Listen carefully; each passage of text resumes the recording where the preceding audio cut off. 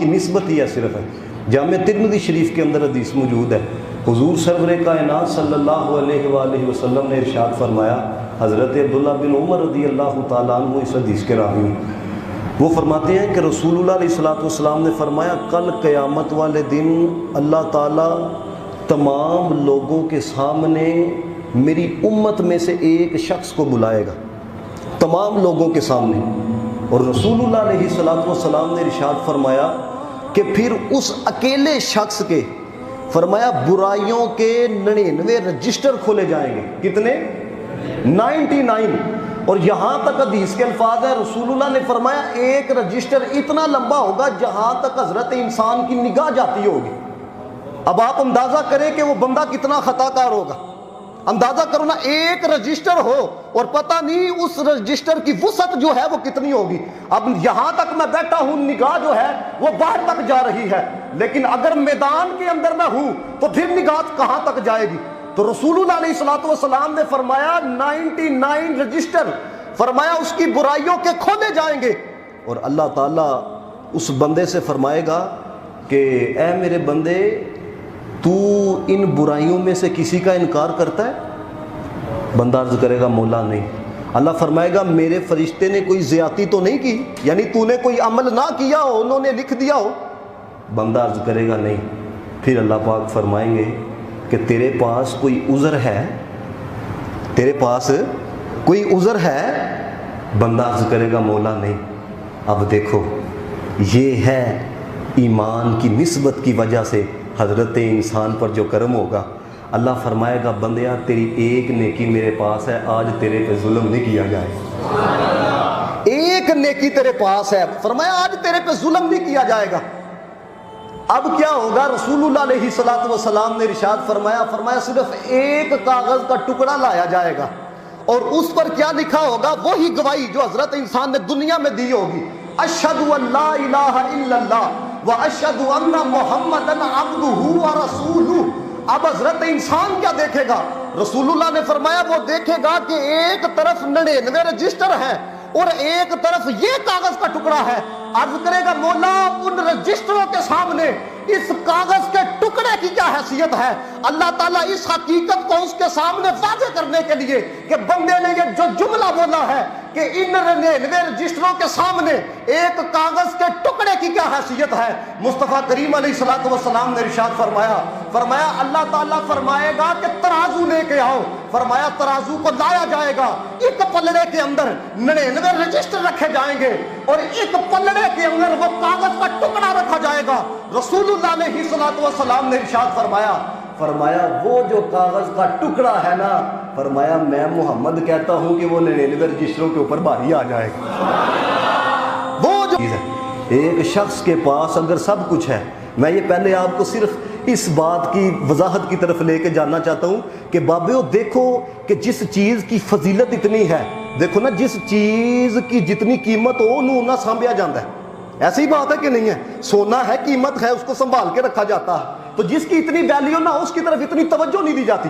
ये ईमान कितनी बड़ी दौलत है। एक बंदे के पास सब कुछ हो, उसके पास दौलत भी है, उसके पास बंगले भी हैं, प्रोटोकॉल है, इज्जत है, लेकिन हजरत अगर उसके पास ईमान की दौलत नहीं है ना तो वो दुनिया से चला जाता है, एक टका भी कम नहीं आना, एक टका भी कम नहीं आना।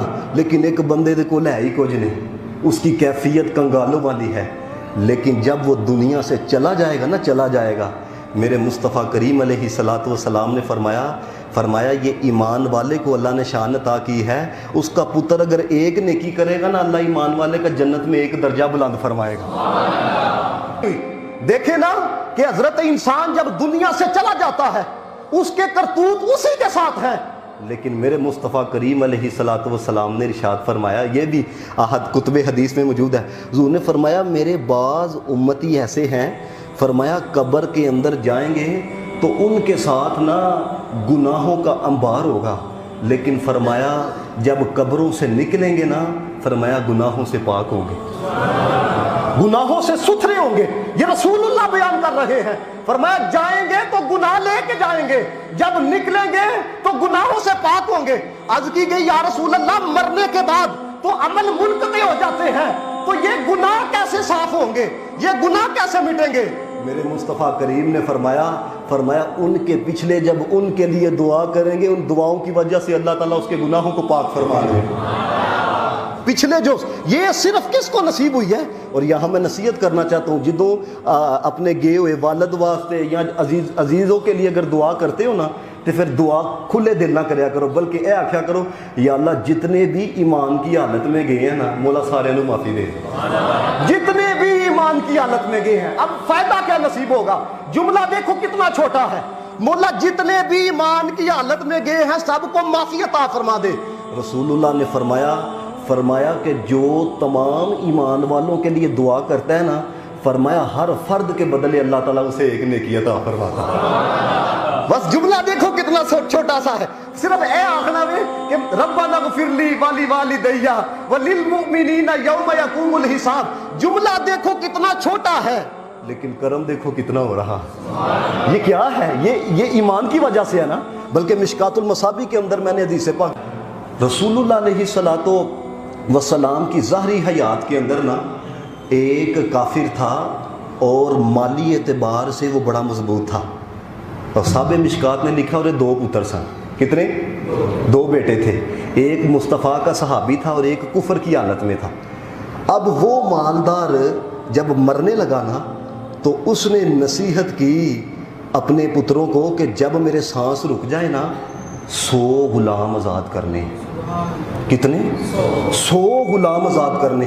अब यहाँ से आप गौर करें कि कितना माल वाला होगा। रसूलुल्लाह अलैहिस्सलातु वस्सलाम के दौर की ये बात है। उसने कहा 100 गुलाम आज़ाद करने हैं। जब मर गया तो जो कुफर की हालत में पुत्र था ना, उसने नसीहत पे अमल किया, अपनी तरफ से 50 गुलाम आज़ाद कर दिए एक पुत्र ने। दूसरे भाई को, वो भाई कहने लगा जिसने आज़ाद किए, वो कहने लगा 50 मैंने अपनी तरफ से कर दिए हैं, अब 50 तू अपनी तरफ से कर, क्योंकि अब्बा जान ने नसीहत की थी।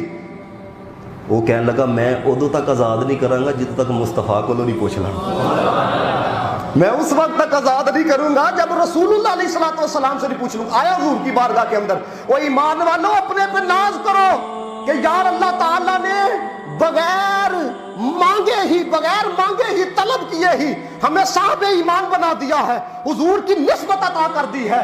फरमाया कि जब वो रसूलुल्लाह अलैहिस्सलातु वस्सलाम की बारगाह में गया और जाके अर्ज करता है, या रसूलल्लाह अलैहिस्सलातु वस्सलाम, मेरा जो बाप था उसने ये नसीहत की थी 100 गुलाम आज़ाद करने हैं, दूसरे भाई ने 50 आज़ाद कर दिए हैं, या रसूलल्लाह उन मेरी बारी है, 50 मैंने करने हैं। रसूलुल्लाह अलैहिस्सलातु वस्सलाम ने फरमाया ये तुम्हारा आज़ाद करना उसको नफ़ा नहीं पहुँचाएगा, इसलिए कि क्योंकि वो कुफर की हालत में गया है।